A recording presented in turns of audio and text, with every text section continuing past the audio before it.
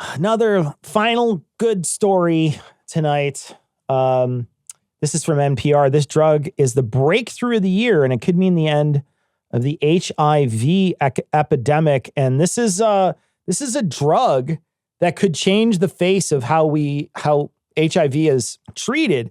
Currently, there are some treatments for HIV, like PrEP and other things. But one of the things that they were saying in this article is that often it's not as effective. And some of the reasons is because people don't take it as much as they should. They're supposed to take it every day, and sometimes they don't. And, so it's not as effective. And this in fact would be essentially like a cure for the disease.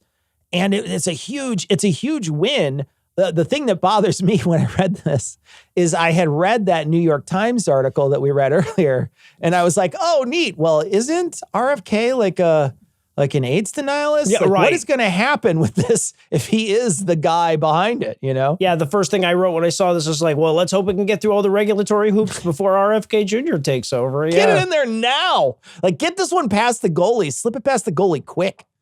Yeah, but it was really an interesting story because I don't think a lot about this because obviously, I don't do anything related to medicine in my life other than, take it on occasion. But like, they're saying like, you have this drug that's like 99% effective in preventing the transmission of HIV. And you're like, oh, okay, well then that cures it.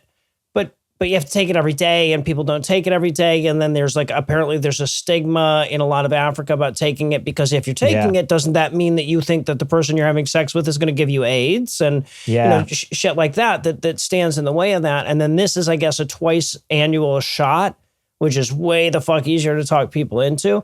But it is really, it's really telling that we're in a situation where like figuring out the cure is one thing, and then figuring out the psychology to get people to take the cure is a completely different issue.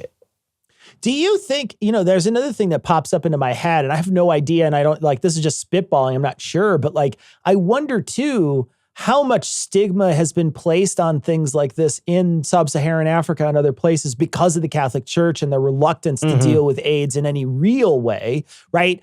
For many, many years, they've never really wanted to deal with probably the easiest way to deal with AIDS, which is condoms, right? That's a super easy way to deal with it, and they wouldn't do it for a long time. So I wonder how much stigma just religion itself casts on some things too, stuff that's sexually transmitted suddenly becomes a lot harder to deal with because of human beings have a hard time dealing with stuff like this, especially when religion is involved. Well, and not only that, but then because you're denying them the legitimate cure, when there's no legitimate cure, that's where superstition steps in, right? So the longer you stigmatize something that actually works, the more time there is for that superstition to take root. And that's, that becomes a problem all on its own eventually, because that does have momentum.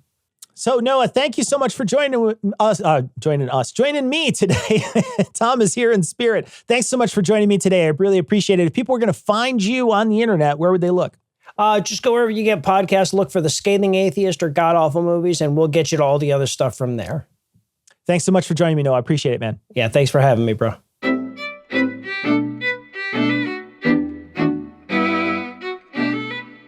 I want to thank Noah for joining us. Of course, Noah's, you can find him at Scathing Atheists. Search for Scathing Atheist or search for God Awful Movies, or check the show notes and you can find all the podcasts that Noah does. Noah and his crew, Eli and Heath, they do amazing work. They're very funny guys. I'm so glad we got a chance to know them and get to know them and become partners with them on a show called Citation Needed. They are funny, clever dudes, and they really have a lot of great insights. So you can check them out on the interwebs and in your podcast players, and I'm sure they will delight and make you laugh. Well, that wraps it up for this show. I'm going to wish everybody a Merry Christmas, and I'm not sure I'll be back next week, so I'm going to wish you a Happy New Year.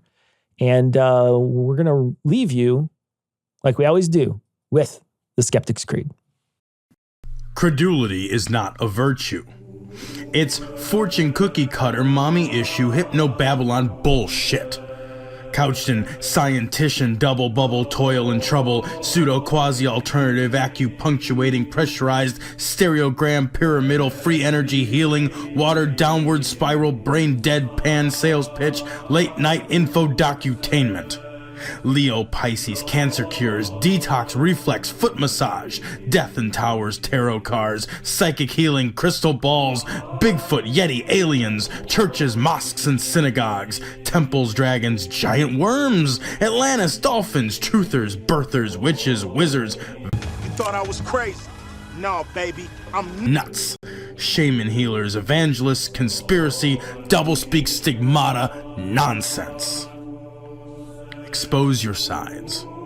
Thrust your hands, bloody, evidential, conclusive.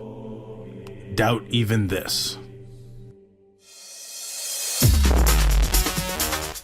Thanks for tuning in. If you enjoyed the show, consider supporting us on Patreon at patreon.com/dissonancepod. Help us spread the word by sharing our content. Find us on TikTok, YouTube, Facebook, and Threads, all under the handle @dissonancepod. This show is CAN credentialed, which means you can report instances of harassment, abuse, or other harm on their hotline at 617-249-4255 or on their website at creatoraccountabilitynetwork.org.